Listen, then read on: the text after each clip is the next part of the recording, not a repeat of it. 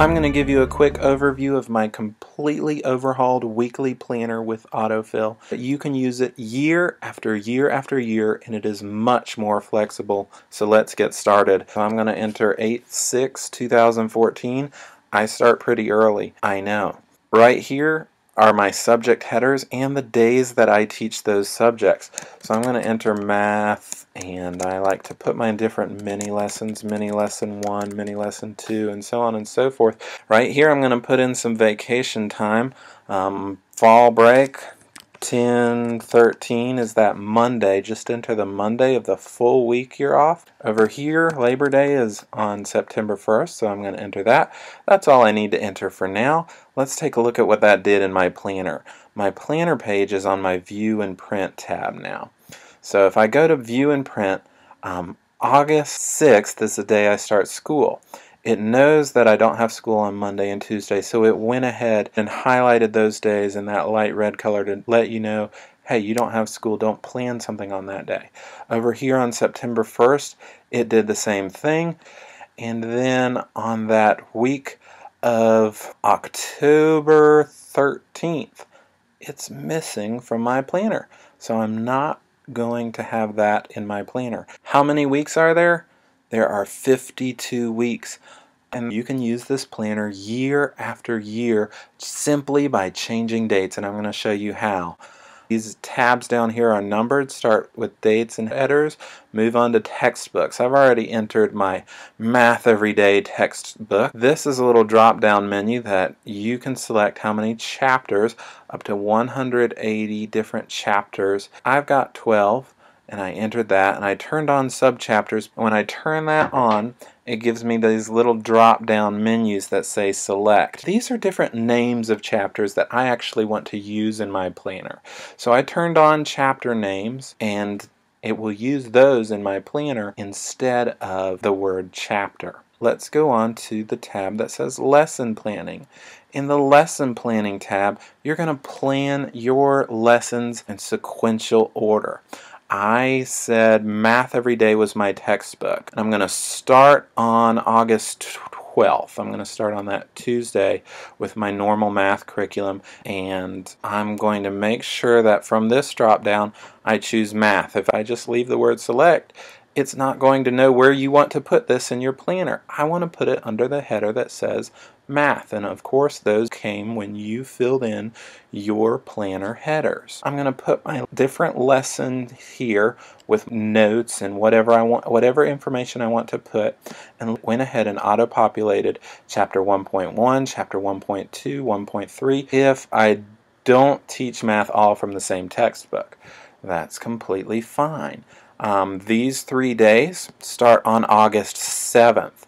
They don't have a textbook, and they're just labeled in the math header. Let's take a look at what that looks like. August 7th and August 12th. When you go over to the View and Print, you can see on August 7th in the math header, I have those 3 lessons that I started with, and then starting on August 12th, it put my header and my notes into the planner for me. Alright, let's go back to lesson planning here and look at this mini lesson 1 that I only teach on Monday, Wednesday, Friday. So it starts on a Wednesday, and then it goes to Friday, and then Monday, Wednesday, Friday. It's only going to put in Mondays, Wednesdays, and Fridays. Let me choose my Reading Everyday textbook here for my mini lessons, just to show you. I didn't select chapter names, so it just says chapter 1.1, 1.2, and so on and so forth. So here's my lessons, Monday, Wednesday, Friday, and mini lesson 1. Let's look in the planner at what that looks like. It says start on Wednesday, and then do Friday, and then Monday and Wednesday, and so on and so forth. Well, let's say on that Friday I got a little bit behind in my mini lessons, and I need to repeat that on Monday. I'm just going to click this blue dot, and I've got options. I can skip that lesson, repeat it, remove it. I'm going to choose repeat, and on Monday it's going to repeat that lesson. Well, I didn't get done on Monday either. It's taking way longer. I can repeat, and it's going to skip the days that I chose in my planner to say I don't want to teach on Tuesday and Thursday. Well, over here on Monday, I needed to repeat that whole day.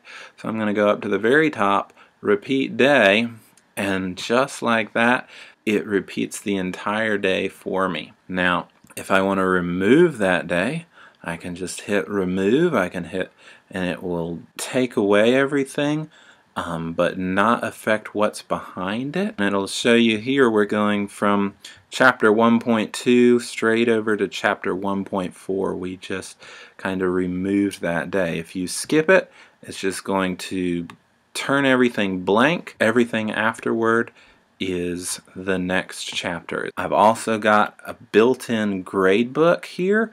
Just simply choose your grade scale and then head over to the gradebook, enter your student names. Letter grades and grades are automatically calculated for you. Just enter the points for an assignment.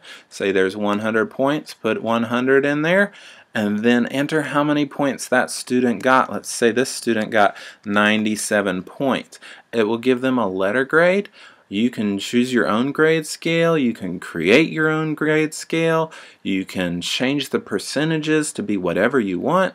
This grade book is going to save you a lot of time. You can have up to 200 assignments and up to 300 students in your grade book. Let's give them another grade. I'm going to put 96, let's say, okay, we'll say I'm going to put 96 there, and it says 193%. Well, the grade book must be messed up.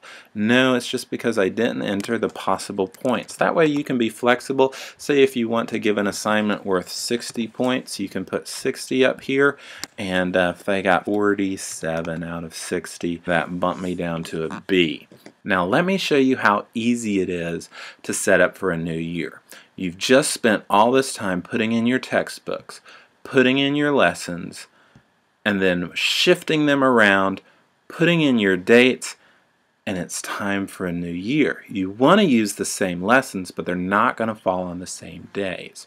So you're going to use something I call Ready My Planner, and it's included. You just open the XLA file called Ready My Planner, and you click Enable Macros. And look what will pop up right here in my menu items when I do that. Enable Macros, it's going to give me a new menu item called Planner. I click on that, hit Ready My Planner, and it's going to go through and clear out all of the different things, and I'm ready to start a new school year. It kept all of my lesson plans, but went and put the start dates back to 0. It went to View and Print and put all of my little bullets back to bullets, and it took my grade book and cleared out my students and their grades, all ready for a new school year, just like that.